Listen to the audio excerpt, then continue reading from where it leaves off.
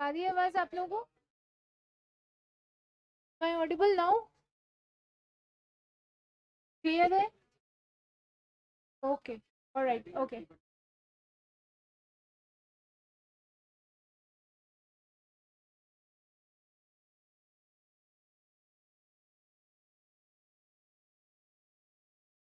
Last class में कहाँ तक पढ़ा था अपन ने? ये सेक्शन 10 कर लिया था? अच्छा, इसके ये पॉइंट्स कर लिए थे। सेक्शन 10 के पॉइंट्स में 2 ही पॉइंट्स हुए थे, वो तो सेक्शन 10 के अलावा वाले पॉइंट्स थे। वो डेफिनेशन याद है ना, सेक्शन 10 इज नॉट एग्जॉस्टिव। वो बात अपन ने पढ़ी थी कि सेक्शन 10 पूरी बात कवर नहीं करता है, राइट? तो क्या क्या कवर नहीं करता, उसके 5 पॉइंट अपन पढ़ चुके हैं। अब सेक्शन 10 के जो पॉइंट्स हैं वो अपन कर रहे हैं, उसमें फर्स्ट अपन ऑफर और एक्सेप्टेंस और फ्री कंसेंट कर चुके थे, राइट? यहाँ तक जो पढ़ा उसमें किसी भी ऑनलाइन ऑफलाइन स्टूडेंट को डाउट है तो पूछ। नहीं है? रिवाइज किया घर जाके? कितने स्टूडेंट से ऑनेस्टली रिवाइज किया बताओ? Very good. और जिन्होंने नहीं किया वो आज कर लोगे? That's your honesty to me and yourself, right? क्योंकि बेटा रिवाइज नहीं करेंगे ना तो आगे बढ़ते जाएंगे, पिछला भूलते जाएंगे। बीएसटी में ही शिकायत होती थी कि आप लोगों को कि ये ना सब खिचड़ी बन गई, कंफ्यूज हो गए, याद नहीं, ये समझ नहीं आ रहा कि सब याद है कि नहीं है, राइट? तो ये तभी पॉसिबल, लॉ में इतनी दिक्कत नहीं आएगी क्योंकि बीएसटी में तो सब एक जैसी बातें थी घूम फिर के। लॉ में सब अलग अलग है, लेकिन इतना अलग है, इतना अलग है कि याद सारा कुछ ही होना चाहिए, ठीक है? तो घबराने की जरूरत नहीं। I just need your 20-25 minutes on daily basis regarding law. 20-25 minute तो निकाल सकते हो घर पे, बस इतना ही चाहिए और ज्यादा नहीं चाहिए। बाकी 1 घंटा यहाँ पे प्रॉपर 20-25 हो। जयपुर के हो क्या कुणाल? है? और घर में क्या है, सबसे छोटे हो या इकलौते हो? सबसे बड़े हो? अरे दे दे दे दे, बच्चे हुए तो बेचारे फिर गए।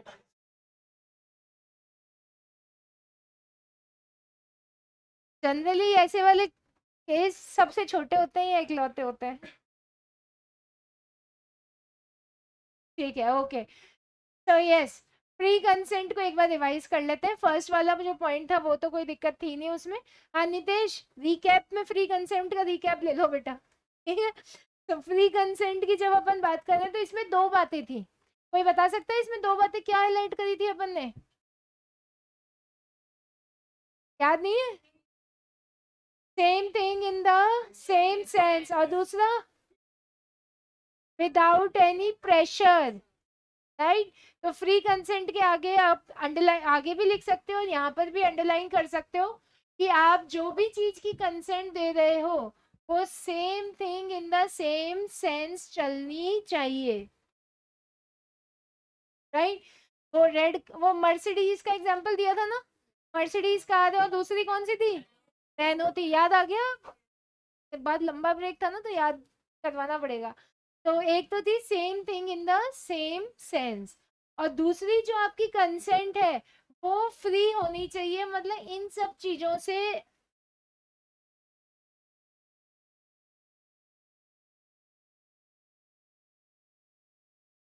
इन सब चीजों से फ्री होनी चाहिए।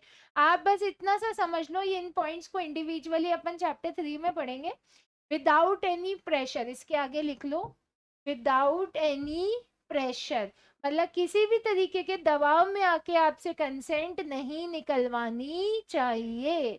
जैसे मैंने आपकी बंदूक बंदूक की नोक पे रहकर आपसे कोई जमीन हड़प ली, अब आपने तो बंदूक की नोक के प्रेशर में जमीन दी ना, आप देना थोड़ी ना चाहते थे, तो आपकी कंसेंट तो थी लेकिन फ्री कंसेंट नहीं थी, राइट? तो ये पॉइंट्स 5 क्या मीनिंग होता है इसको अपन चैप्टर 3 के लिए रखते हैं। कोई डाउट यहाँ तक किसी को? फ्री कंसेंट आएगा तो याद रहेंगे 2 पॉइंट्स, ये सब आप अपनी लैंग्वेज में लिख सकते हो। सिर्फ जो सेक्शन की डेफिनेशन है ना उसको अपने को एज इट इज लर्न करना होगा, बाकी अदरवाइज ये सारे पॉइंट्स आप अपनी लैंग्वेज में लिख सकते हो, कोई प्रॉब्लम नहीं। ठीक है, अब आइए आप नेक्स्ट पॉइंट पे, point number 3, capacity of the parties. तो कैपेसिटी ऑफ द पार्टी की जब अपन यहाँ पे बात कर रहे हैं तो ये है आपका सेक्शन 11, अंडरलाइन करो, सेक्शन 11 कैपेसिटी ऑफ पार्टीज। अब समझो इसको कि ये पॉइंट कहता है, सेक्शन 11 आपका कहता है कि कौन कौन कॉन्ट्रैक्ट कर सकते हैं, कॉन्ट्रैक्ट करने के लिए कौन कौन एलिजिबल है। आप में से कितने स्टूडेंट्स 18 इयर्स के हैं, 18 और 18 plus, just raise your hand. तो 1 2 3 4 5 6, सिर्फ 6 स्टूडेंट्स हैं बेटा जो यहाँ पे कॉन्ट्रैक्ट कर सकते हैं, बाकी सब अभी पढ़ लो, जब बन जाओ तब कर लेना। लेकिन माइनर के अपने फायदे होते हैं, माइनर के फायदे अभी आएंगे चैप्टर नंबर 3 में, तब आपको रियलाइज होगा। मैंने अभी एक क्लास में पढ़ाए थे, वो अगले दिन ही उसका 18th बर्थडे था, तो उसने बताया मैं कुछ लास्ट चंद घंटे बचे थे उसके पास वो माइनर के फायदे उठाने के, तो वो फायदे अभी अपन बाद में पढ़ेंगे। तो पहली बात, अकॉर्डिंग टू सेक्शन 11 आपकी एज कौन सी एज होनी चाहिए, एज ऑफ मेजोरिटी। आप एज ऑफ मेजोरिटी तो लिख ही सकते हो, लेकिन इसके साथ साथ जैसे कई बच्चे हैं लिख के आते हैं सीधे 18 इयर्स बस, तो उसका मतलब क्या है कि खाली जब 18 साल के हो ना तभी कॉन्ट्रैक्ट कर सकते हो, 19 के होते ही नहीं कर पाओगे। तो आपको लिखना क्या होगा, 18 इयर्स और अबव। ठीक है, तो पहला पॉइंट फोकस करो Kunal, is of the age of majority according to the law which he is subject। उस लॉ के हिसाब से आप 18 साल के होने चाहिए जिस लॉ के लिए आप लाइबल हो, मतलब हर देश का अपना लॉ के हिसाब से। आपको खाली यहाँ पे ये लिखना है एज ऑफ मेजोरिटी, 18 साल या उससे ज्यादा हो तो ही कॉन्ट्रैक्ट कर सकते। साल याद मत रखना, 21 साल शादी की डेट है, ईयर है ना, कॉन्ट्रैक्ट में 18 साल पे काम हो जाए। दूसरा बहुत इंपॉर्टेंट पॉइंट कि आप कैसे होने चाहिए, साउंड माइंड। साउंड माइंड क्या होता है, दिमागी रूप से संतुलित होने चाहिए बेटा, राइट। अगर किसी भी तरीके से दिमाग हिल चुका है तो उस पर्टिकुलर पॉइंट ऑफ टाइम पे कॉन्ट्रैक्ट नहीं कर सकते आप, और अगर कर लिया तो उस कॉन्ट्रैक्ट की वैलिडिटी, ठीक। तो जैसे कोई मेंटली डिसेबल है या फिर ओल्ड एज की वजह से सटिया जाते हैं, राइट। तो ओल्ड एज की वजह से भी अगर आप सटिया गए हो, या टाइम बिंग किसी बीमारी से आप इतने ज्यादा कैरिड अवी हो गए हो, इतने ज्यादा पीड़ित हो गए हो कि आपको चीजें याद नहीं है, या आप गजनी बन चुके हो, 15 मिनट ही याद रहती हैं चीजें, राइट। तो बेसिकली पॉइंट इतना सा है, जिस टाइम पे आप कॉन्ट्रैक्ट कर रहे हो तो दिमाग ठिकाने होना, राइट। याद रहेगा second point, is of sound mind. And point number 3, not otherwise disqualified from contracting by any law। Third point कह रहा है कि आप लॉ के साथ, लॉ के हिसाब से डिस्क्वालिफाइड नहीं हो, जैसे क्रिमिनल्स, नहीं, क्रिमिनल डिस्क्वालिफाइड है ना कॉन्ट्रैक्ट करने के लिए, आपके अगेंस्ट में कोई लीगल प्रोसीडिंग चल रही है तो आप कॉन्ट्रैक्ट नहीं कर। एलियन एनिमी का एक वर्ड, ये सब डिटेल में आ जाएगा चैप्टर 3 में, बेसिक समझ लो अभी। एलियन एनिमी होता है जैसे फॉर एग्जांपल आपका किसी पॉइंट ऑफ टाइम पे पाकिस्तान के साथ अच्छे टर्म्स नहीं चल रहे, युद्ध की सिचुएशन है, तो उस टाइम पे आप पाकिस्तान के किसी भी मेंबर के साथ कॉन्ट्रैक्ट नहीं कर सकते, वो एलियन एनिमी बन गया आपका। जैसे हुआ था ना अभी बीच में बड़ा वो एयर स्ट्राइक वगैरह हुई थी उस टाइम पे, तो ये जितने भी फिल्म एक्टर्स जो पाकिस्तानी थे, फवाद खान और ये लोग, इनको सबको भगा दिया था, ये लोग भी चले गए थे फटाफट से। तो उस टाइम पे एक तो सिचुएशन अच्छी नहीं थी उनके हिसाब से देश में, प्लस उनके साथ कॉन्ट्रैक्ट उस पॉइंट ऑफ टाइम पे नहीं। तो ऐसे लोग जो कि लॉ ने डिस्क्वालीफाई कर रखे हैं, तो अब लॉ से ऊपर तो नहीं है ना अपन, आप कॉन्ट्रैक्ट नहीं। तो सेक्शन 11 के 3 पॉइंट्स। पॉइंट नंबर 1, आवाज ही नहीं आई यार, वापस से। ऑनलाइन स्टूडेंट्स की आवाज नहीं आ रही बेटा, मन में बोल रहे हो आप लोग। तो yes, once again,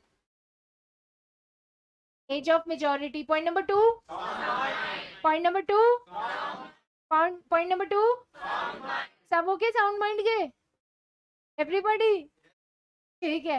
and point number 3, not disqualified by law.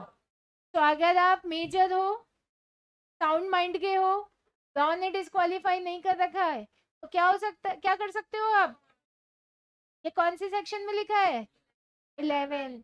Section 10 last class में पढ़ा था, सेक्शन 10 के ही पॉइंट्स अभी पढ़ रहे हैं अपन, और उसी में सेक्शन 11 किसके बारे में बात कर रहा है, capacity two of the party. ठीक है, डाउट किसी को? एनी स्टूडेंट जो ये कह सकते हैं मैम आया नहीं, लिख ही नहीं सकते, कब लिख लोगे? ठीक है, 60 में से कितने मार्क्स का माइंडसेट है आप लोगों का, लॉ में कितने मार्क्स ला सकते हो? 60 में 60 ज्यादा हवाबाजी हो गई, 50+। ठीक है, फुल मार्क्स रिपोर्टिंग में आ जाएंगे आपके, 40 आ जाएंगे 100%। ठीक है, लेकिन लॉ में 60 में से 50+ आ सकते हैं, 60 नहीं आते, लॉ काट ही लेते हैं थोड़ी बहुत थ्योरी में, रिपोर्टिंग में नहीं कटेंगे। ठीक है, तो आपको 96 का रिकॉर्ड पता है ना एमसीसी का, लॉ रिपोर्टिंग का हाईएस्ट इन इंडिया, तो कोई तोड़ेगा यहाँ से? लेकिन छोड़ देते हैं ना, तो आ, इसके अलावा ये तो कर ही लेगा, तो 100 में 100, राइट? बेचारी आम जनता की यहाँ पे बात हो रही है, तो I hope that you all can target 90+ marks easily, right? But pressure नहीं बनाना, I am just trying to highlight कि इसमें अपन इतने मार्क्स ला सकते हैं। बाहर की दुनिया में जब जाते हैं ना, तो लोग कहते हैं अरे ये मुश्किल है, अरे ये नहीं हो सकता, अरे ऐसा नहीं हो सकता। We don't have to listen to such negative people. You just have to understand that we all can score such marks. If somebody can, from the same institute, if somebody can score 96, then why can't we?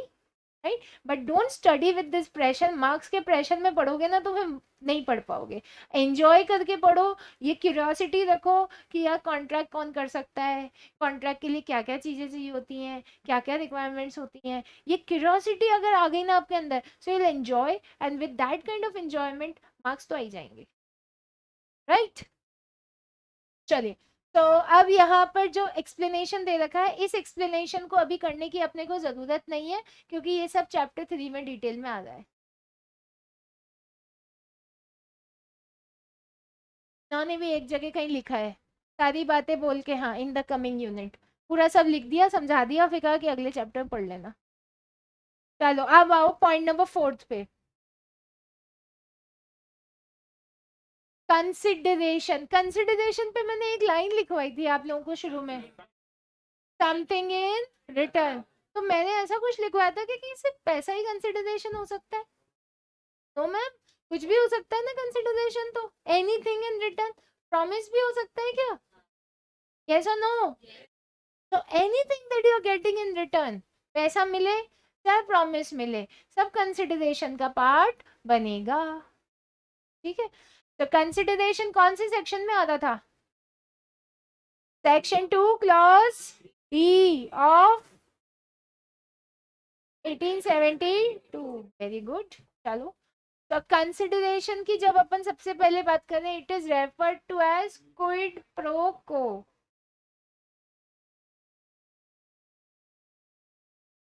Kwid pro quo mean something in return, तो सीधी सादी भाषा है, something in return. उसी को घुमाना है, क्योंकि हम लॉ पढ़ रहे हैं, तो उसके लिए लैंग्वेज याद करेंगे, लैटिन लैंग्वेज है, इसको बोलते हैं क्विड प्रो को। वापिस से quid pro quo, once again, once again, once again, without seeing on the screen, with lot of energy. This is the last class, तो सारी energy लगा दो, come on, once again, again, what does it mean? Again, what is the word? Again, again, इतनी बार जब बात कर लेते हैं ना, डिस्कशन कर लेते हैं, तो वो एग्जाम में कुछ ऐसा आता है तो याद रहता ही रहता है, राइट? तो लॉ में आप कोई भी चीज पर्टिकुलरली ऐसी सेक्शन एक्स्ट्रा डाल दिया, ये लैटिन लैंग्वेज एक्स्ट्रा डाल दी, तो आपने ऑल बेसिकली कॉपी चेक करने वाले का मन खुश कर दिया। अब वो खुश हो गया तो the profits that you are going to get. A valuable consideration in the sense of law may consist either in some right, कोई right भी हो सकता है बेटा, कोई इंटरेस्ट, कोई प्रॉफिट, किसी भी तरीके का बेनिफिट, सब कंसिडरेशन का पार्ट बन सकता है, या कोई फॉरबेरेंस, कोई डेट्रीमेंट, कोई लॉस, या कोई रिस्पॉन्सिबिलिटी। आप ऐसे समझो पर्टिकुलर पॉइंट का मतलब कि कंसिडरेशन कुछ करने का भी हो सकता है और कुछ नहीं करने का भी हो सकता है। जैसे कि इनकी एक बहुत ही फेमस लोकेशन पे शॉप है, नेम प्रिंस। तो प्रिंस की एक बिल्कुल राजसी जगह पे बहुत ही फेमस सी शॉप है, राइट। इनकी शॉप बहुत अच्छी चल रही है, राइट। क्या बेचोगे बेटा शॉप में? तो what would you like to sell? Books, ठीक है। तो इनकी बुक्स की शॉप है और बहुत अच्छी चल रही है, बहुत पुराने टाइम से मार्केट में। अब क्या नेम, अंश। अंश को ऐसा लगा कि यार यही लोकेशन पे अपने को बुक शॉप खोलनी है, तो इसी के पास में प्रिंस की शॉप के पास में खोलें, क्योंकि कई लोग और अपन रेट कम रखेंगे तो फिर ऑटोमेटिकली लोग प्रिंस की जगह अपने से आके खरीदेंगे, अपन सेटअप हो जाएंगे। प्रिंस को ये पता चला। प्रिंस ने अंश को कहा कि तुम यहाँ पे शॉप मत खोलो, इस लोकेशन की जगह अगर तुम वहां शॉप खोलोगे 2 किलोमीटर दूर, 5 किलोमीटर दूर, जहां भी, तो मैं आपको 5 लाख रुपए दूंगा, राइट। तो प्रिंस ने अंश को कुछ नहीं करने को बोला ना, कि आप यहाँ पे शॉप मत खोलो, दूसरी जगह जाके खोल लो। अगर आपने ये नहीं करने की बात मानी तो मैं आपको क्या दूंगा, 5 लाख। तो ये तो 5 लाख की कंसिडरेशन दे रहे और बदले में उनसे प्रॉमिस कैसा मांग रहे हैं, कुछ नहीं करने का। तो कोई ऐसा काम, फॉरबेरेंस जो वर्ड आ रहा है यहाँ पे, यही मतलब होता है इसका, कि कोई ऐसा काम जो आप नहीं कर रहे हो किसी के कहने पर, वो भी तो कंसिडरेशन है, राइट। तो this is the definition, understand it again. किसी तरीके का राइट दे रहे हो, प्रेस प्रॉपर्टी में हिस्सा दे दिया, प्रॉफिट दे दिया, बेनिफिट दे दिया, तो सब कंसिडरेशन बनेगा ही, ठीक।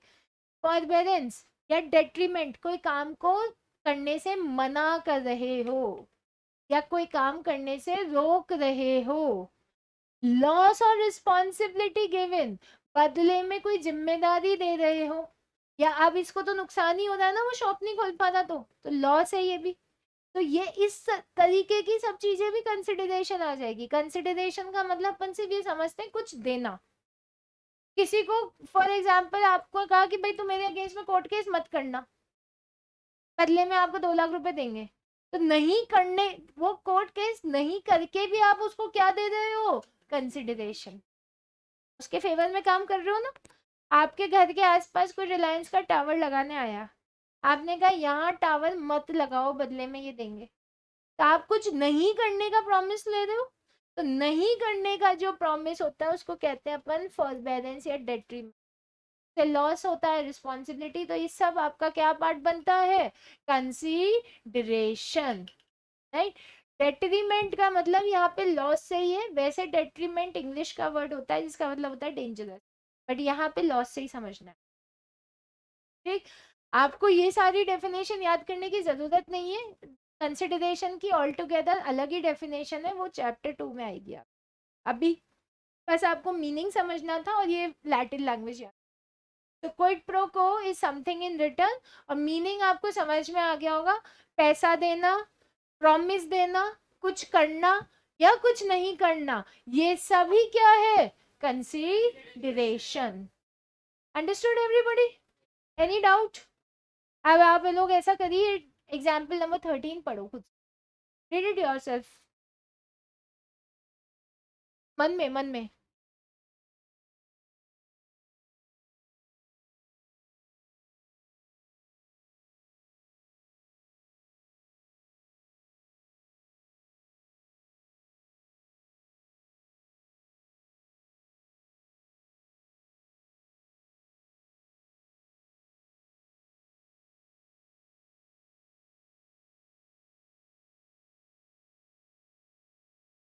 कर लिया? आया समझ में डेफिनेट एग्जाम्पल? किसी को कोई डाउट है एग्जाम्पल में, ऑनलाइन स्टूडेंट्स यहाँ वालों को? नो डाउट, ठीक है। तो यहाँ पे एक जना तो बुक दे रहा है, बुक का प्रॉमिस कर रहा, दूसरा जना उसको 100 रुपीज दे रहा है। सो बुक का प्रॉमिस करना भी कंसिडरेशन हो गया, बदले में 100 रुपए लेना भी कंसिडरेशन हो गया, ठीक।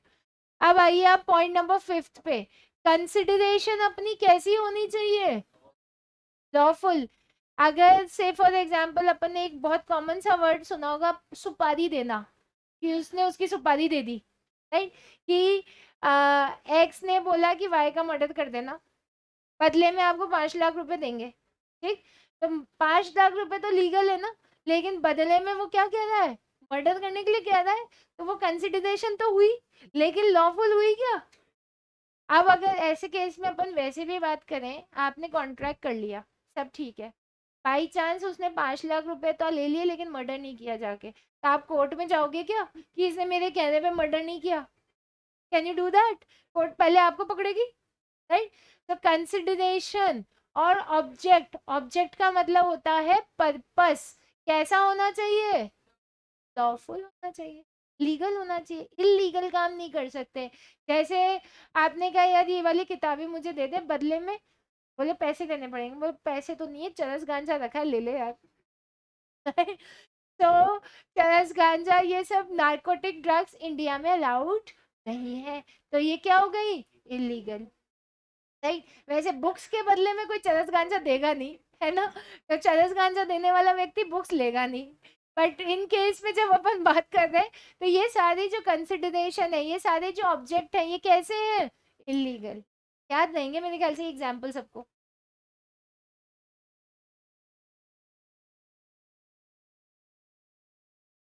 Section 23 on your screen. Section 23 states that consideration or object is not lawful if it is prohibited by law. आप ये कह सकते हो कि भाई चरस गांजे में क्या दिक्कत है, उस वाली दवाई में भी तो वही मिक्स होता है ना, तो वो दवाई के लिए मेडिकल टर्म्स पे एक लिमिटेड क्वांटिटी में मेडिकल प्रैक्टिशनर्स को ही अलाउड है, आम जनता को अलाउड नहीं है, right? So it is actually prohibited by law. Prohibited का क्या मतलब होता है, लॉ ने बैन कर रखा है, मना कर रखा है, तो ऐसी कोई भी कंसिडरेशन लॉफुल नहीं होगी जिसको लॉ ने प्रोहिबिट कर रखा, और it is such as would defeat the provision of law, या ऐसी है जिससे कि लॉ के प्रोविजन डिफीट हो रहे हैं, या फ्रॉड है, या लोगों को या प्रॉपर्टी को इंजरी पहुंच रही है, इमोरल है, या फिर पब्लिक पॉलिसी के अगेंस्ट, तो ये सारी अगर पॉइंट्स इसमें इंक्लूड हो रहे हैं, तो वो कंसिडरेशन आपकी लॉफुल नहीं है। देखो वापस से, पहला पॉइंट क्या आया इसमें, prohibited by law. Point number 2 है defeat the provision, fraudulent, involves injury, moral and against public policy, नहीं? जैसे पब्लिक पॉलिसी बनी हुई है कि भाई आपको सबको हेलमेट पहनना कंपलसरी है, अब आप ऐसा कोई कॉन्ट्रैक्ट कर रहे हो जिसमें सामने वाले को बाउंड कर रहे हो कि तू हेलमेट पहन के मत आना, तो वो तो पब्लिक पॉलिसी के अगेंस्ट है, आप उसको मना कैसे कर सकते, right?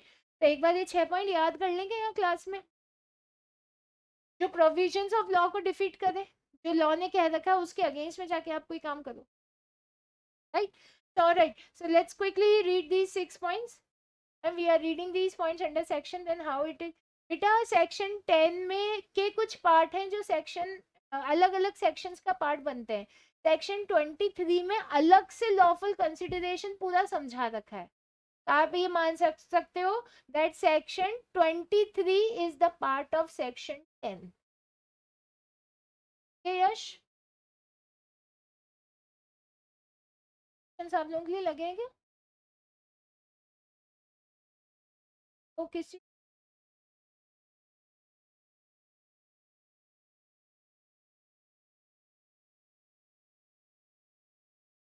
कुछ और चीज for you?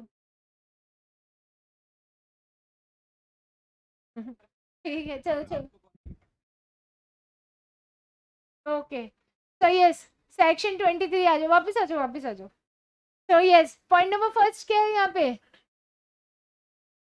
Not not prohibited by law. आवाज ऐसी नहीं आनी चाहिए, नॉट प्रोहिबिटेड बाय लॉ। कितने बजे से पढ़ रहे हो सुबह?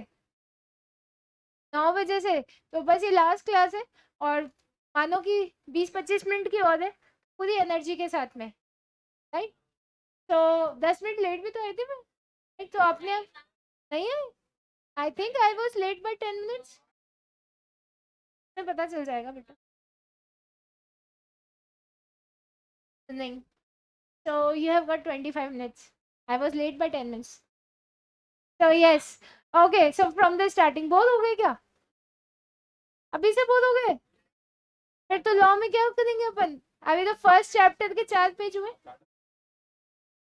लॉ की क्लास स्टार्टिंग में करवा दे. तो इस टाइम पे तो बेटा जो भी क्लास होगी नींद आएगी, प्रैक्टिकल के अलावा. हो सकता.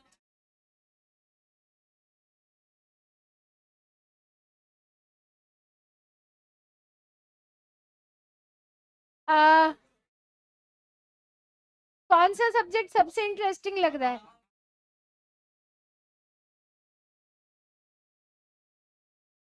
हाँ तो बेसिकली अकाउंट्स और मैथ्स तो क्योंकि प्रैक्टिकल है वो तो लास्ट. वैसे तो ऐसा ही होना चाहिए जैसे रात को भी जब पढ़ते हैं अपन तो उस टाइम पे अकाउंट्स या मैथ्स ही उठाते हैं रात के टाइम पे. और ये थ्योरी सब्जेक्ट तब उठाते हैं जब एकदम फ्रेश होते हैं.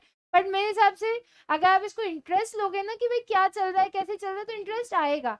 अब शेड्यूल जो चेंज होगा उसकी बात कर सकते हैं, पॉसिबिलिटी देख सकते हैं कि क्या हो सकती है. बट अदरवाइज अगर जनरल सिनेरियो में बात करें तो इंटरेस्ट तो लेना ही पड़ेगा. नहीं, क्योंकि अगर ये माइंडसेट बना लिया कि थ्योरी है, और इतना बोरिंग तो नहीं है मेरे हिसाब. बोरिंग बहुत ज्यादा लग रहा है क्या? हाँ, बोरिंग तो बिल्कुल नहीं है. लेकिन थक जाते हो, this I can understand right. लेकिन थोड़ा ये इसी फीलिंग के साथ पढ़ लो कि ये लास्ट क्लास है, बस थोड़ा सा टाइम और बचा है, तो लास्ट वाली जो एक्साइटमेंट होता है ना लास्ट क्लास वाला, उसके साथ कर लो. ये तो करना ही पड़ेगा, क्या क्या सकते हैं, ऑप्शन क्या है. बात कर लेंगे ठीक है. चलो. Alright, get back everybody. तो पॉइंट नंबर 1. तो फर्स्ट पॉइंट क्या है यहाँ पे? Not prohibited by law. Once again, the first point. Without seeing on the screen. Once again. Point number 2. Point number 2. Point number 2. Point number 3. Point number 3. Point number 1. Point number 1. Point number 1. Point number 2. Point number 2. Point number 2. 3. 3. 3. 3. 1. 2. Point number 3. ठीक है. Point number 4. Point number 4. Point number 4. Point number 5. 6. 6. अब इनको घर जाके revise करोगे याद हो जाएंगे बहुत अच्छे. अब एग्जाम्पल पे आओ. A promises to drop prosecution instituted against B for robbery and B promises to restore the value of things taken. The agreement is void. ऐसे समझते हैं अपन इसको. जैसे सबसे ज्यादा बोल कौन होता है क्लास में? ठीक है. सो व्हाट्स योर नेम बेटा? अब व्हाट्स योर नेम? दर्शिल. ठीक है. एक तो दर्शिल है और एक दर्शिल के साथ है. व्हाट्स योर नेम बेटा? विशाल. दर्शिल ने विशाल को लूट लिया. हाँ, है बेटा. ठीक है. तो दर्शित ने विशाल को लूट लिया. विशाल जा रहा था 50 लाख का बैग लेकर और दर्शित ने विशाल का 50 लाख का बैग लूट लिया. ठीक. ये क्या, इसको लूटने को क्या कहते हैं अपन? रॉबरी. ठीक है. अब इसके बदले में ये सारी बात हो गई. बाद में उसको लगा कि यार ये विशाल कोर्ट केस वगैरह कर देगा, ये कर देगा, वो कर देगा. तो दर्शित ने कहा कि भाई जो मैंने आपसे 50 लाख रुपए लूटे थे वो मैं आपको दे देता हूँ, आप बदले में मेरे अगेंस्ट में केस मत करना. बाद में उसको समझ में आया, जमीनी दुनिया पे आया कि यार लूट लाट तो लिया लेकिन बाद में चिप जाएंगे तो जबरदस्ती मुश्किल हो जाएगी. तो दर्शित ने डिसाइड किया कि अपन तो सीए करते हैं और जो पैसा लूटा हुआ था वो विशाल को लौटा देंगे और विशाल से बदले में प्रॉमिस मांगेंगे कि आप मेरे अगेंस्ट में केस फाइल मत करना. ठीक है. तो अब यहाँ पे जब अपन बात कर रहे हैं तो ये जो कंसिडरेशन एक दूसरे को दे रहे हैं रॉबरी के बाद, ये वैलिड है क्या? वॉइड ही तो है, गलत ही तो है। आपने तो पहले तो लूट लाट लिया, फिर बाद में आपको लगे कि यार ये तो गलती हो गई, सॉरी बोल देते हैं। तो अब विशाल के पास राइट है कि वो दर्शित को के अगेंस्ट में कोर्ट केस कर सके। हम ये मान रहे हैं कि आप दोनों 18+ है, तभी है ये एग्जाम्पल। ठीक है, तो फिर उसके लिए चैप्टर 3 पे अपन आएंगे। तो आई ये बात समझ में? रॉबरी क्योंकि against the provision of the law है, तो आप उसको वैलिड थोड़ा ना बना सकते हो कि लूट लाट माफ, तेरे पैसे तेरे और अपनी रॉबरी अपने पास वापस। किसी का मर्डर करके बोल दो सॉरी, नहीं तो वो कॉन्ट्रैक्ट वैलिड हो जाएगा क्योंकि सॉरी हो गया, वॉइड कर दो, बात खत्म हो गई हमारी।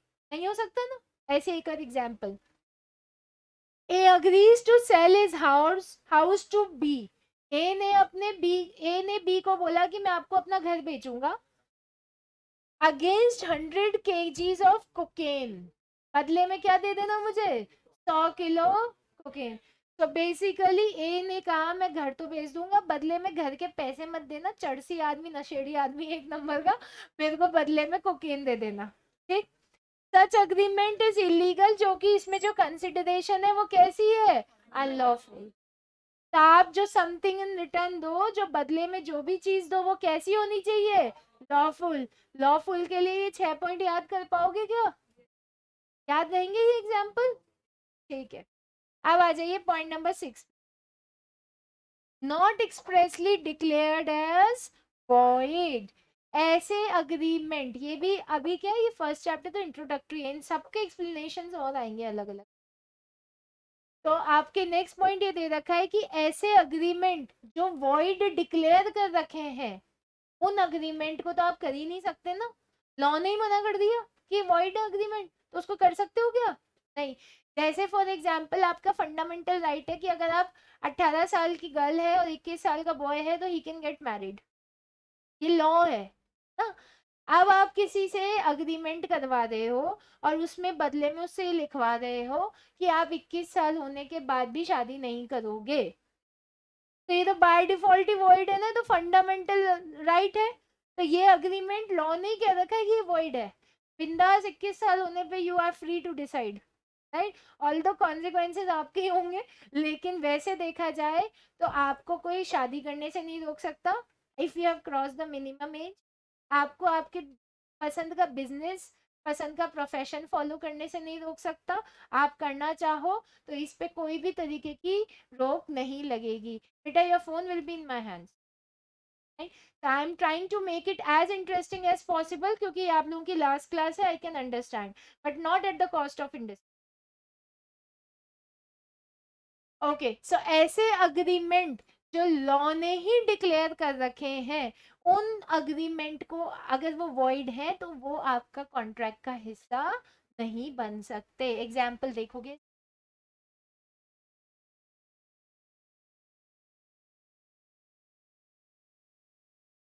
थ्रेट टू कमिट मर्डर, किसी को आप मर्डर करने की धमकी दे रहे हो, और मेकिंग पब्लिशिंग डिफेमेटरी स्टेटमेंट्स और एंटर इनटू एन अग्रीमेंट, या आप किसी के अगेंस्ट में डिफेमेटरी स्टेटमेंट दे दो, किसी को बदनाम कर दो, राइट।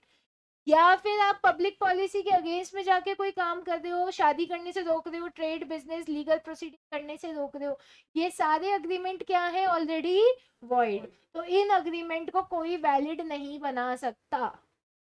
ठीक, आप किसी ने भी किसी के साथ ही अग्रीमेंट कर लिया कि भाई आप 21 साल के बाद शादी नहीं करोगे, तो उसको लॉ लीगली एक्शन लेने की जरूरत नहीं है, वो अग्रीमेंट बाय डिफॉल्ट ही क्या है आपका? वॉइड।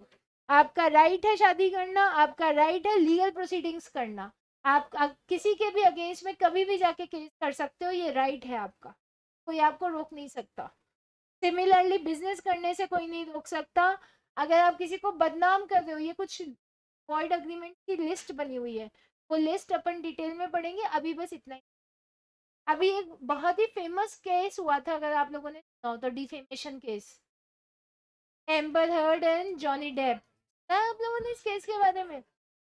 तो डिवोर्स तो बहुत पहले ही हो गया था, आई थिंक डिवोर्स होने के 8-9 महीने के बाद में जॉनी डेप ने स्यू किया एम्बर हर्ड को for defamation.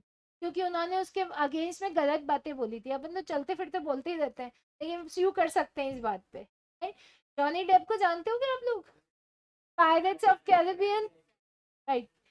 So he sued his former wife amber heard, और फिर वो डिफेमेशन केस ही था जिसमें यही प्रूव किया गया कि भाई मेरे को अननेसेसरी बदनाम किया जा रहा है, और फिर वो जीत गया। ये थे आपके सारे पॉइंट्स अंडर सेक्शन 10। तो सेक्शन 10 में कोई डाउट है क्या? Any doubt to any student? No ma'am.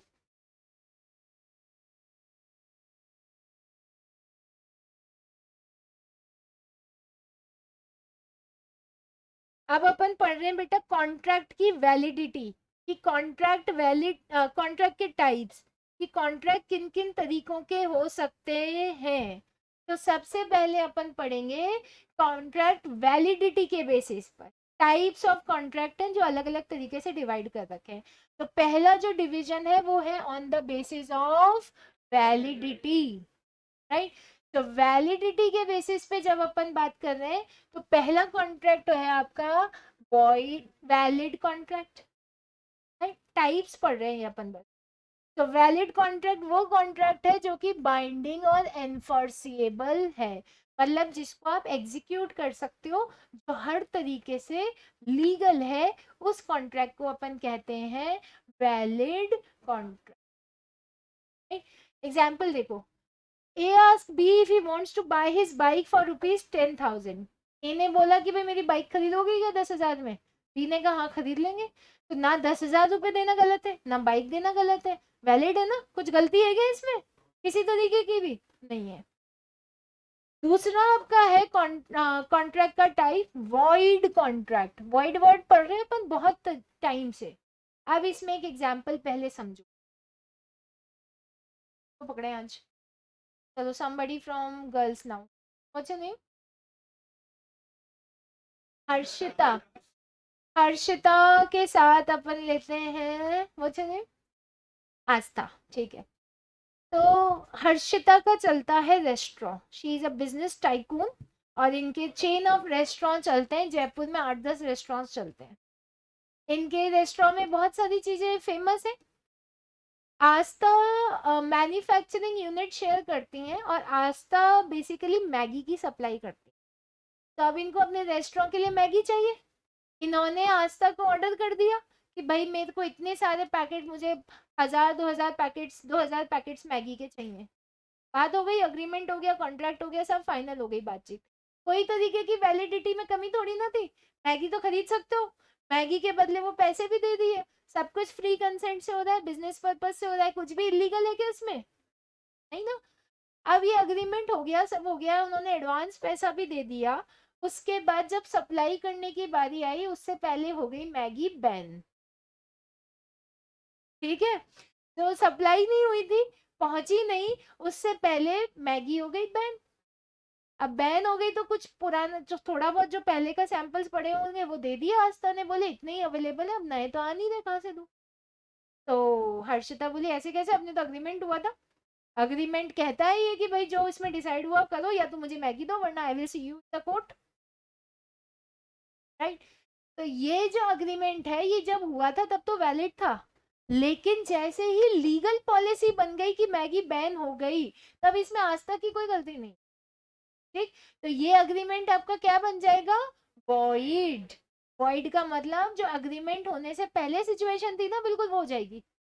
उसने जो एडवांस पैसे दिए थे वो पैसे उसके वापस आ गए, और जो अग्रीमेंट नहीं होने से पहले सिचुएशन, होने से पहले जो सिचुएशन थी, बिल्कुल मेरे पैसे मेरे पास, उसकी मैगी उसके, तो दी जो थोड़ा बहुत जो भी वापस उसकी, ठीक। तो इसमें जो लैंग्वेज आ रही है वो लैंग्वेज अब आपको समझ में आ जाएगी। A contract which ceases to be enforceable by law is void when it ceases to be enforceable. Ceases का मतलब लिख लो stop, enforce मतलब जो execute, enforceable यानी execute, to be execute।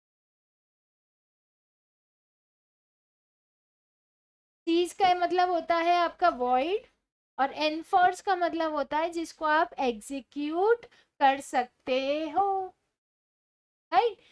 तो वॉइड कॉन्ट्रैक्ट की जब अपन यहाँ पे बात कर रहे हैं तो वैसा कॉन्ट्रैक्ट जो एनफोर्सिएबल नहीं हो सकता, सीजेस जब किया था तब तो वैलिड था, लेकिन बाद में उसको एग्जीक्यूट करना मुश्किल हो गया, आप उसको एग्जीक्यूट नहीं कर सकते क्योंकि कानून चेंज हो गया, लॉ के ऊपर थोड़ी ना जा सकते हो।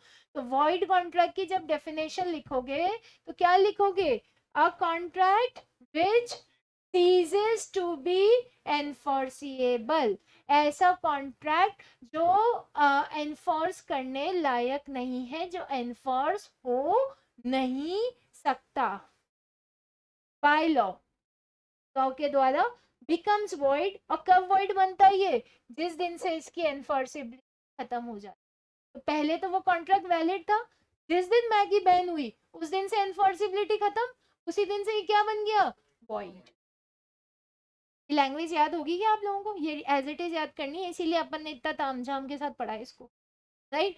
तो इसकी पहली लाइन देखो, a contract which ceases to be enforceable by law becomes void when it ceases to be enforceable। इस लैंग्वेज में समझने में दिक्कत हो तो बताओ, क्योंकि रटेंगे नहीं अपन, समझेंगे, राइट। क्योंकि रटोगे ना तो ऐसा होगा कि वहां जाके भूल गए, फिर आगे पीछे वालों से यार पहली लाइन बता दे बाकी का तो याद आ जाएगा, फिर तो वो काम नहीं करना अपने को, we have to understand.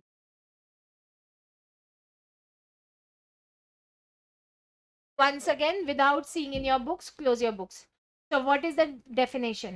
A contract which ceases to be enforceable by law becomes void when it ceases to be enforceable. Section क्या था? Section 2, clause J. Once again, a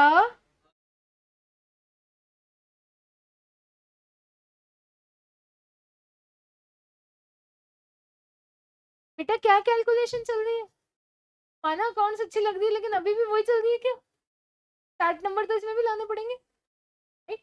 So once again, a contract which ceases to be enforceable becomes void when it ceases to be enforceable. How many of you have learned the definition? Learn हो गई, confidently बताओ, बोल तो सब रहे हो और याद सिर्फ 10 जनों को ही है, कॉन्फिडेंस नहीं है। Once again, a contract which ceases to be enforceable by law becomes void when it ceases to be enforceable। आप बताओ क्या डाउट, डाउट नहीं है, रिवाइज करोगे तो याद हो जाएगी, कॉन्फिडेंस की कमी है बस, राइट। सो कॉन्फिडेंस तो सिर्फ रिवाइज करके ही आएगा, देखो इसमें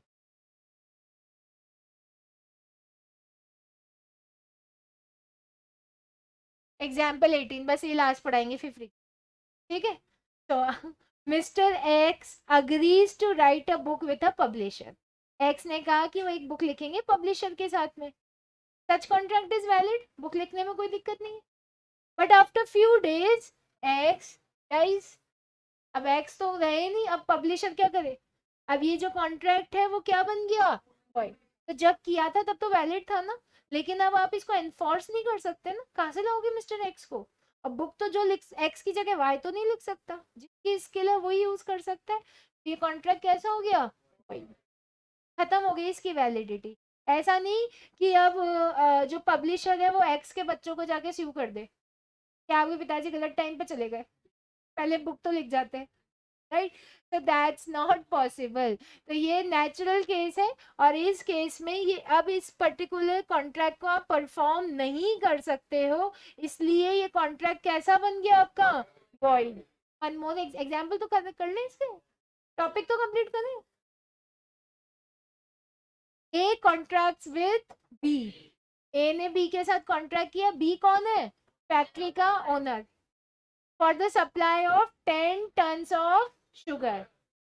अब but the supply is affected, उस फैक्ट्री में लग गई आग, कुछ नहीं बचा, कुछ नहीं बचा, तो जो सब्जेक्ट मैटर था जिसके लिए कॉन्ट्रैक्ट किया था वो भी खत्म, तो अब ये कॉन्ट्रैक्ट कैसा हो गया, वॉइड।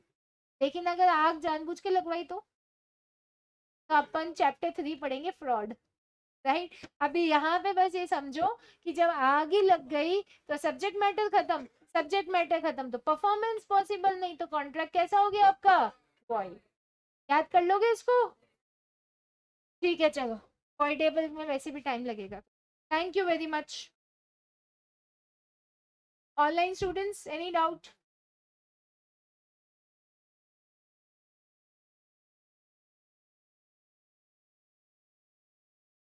Okay, thank you.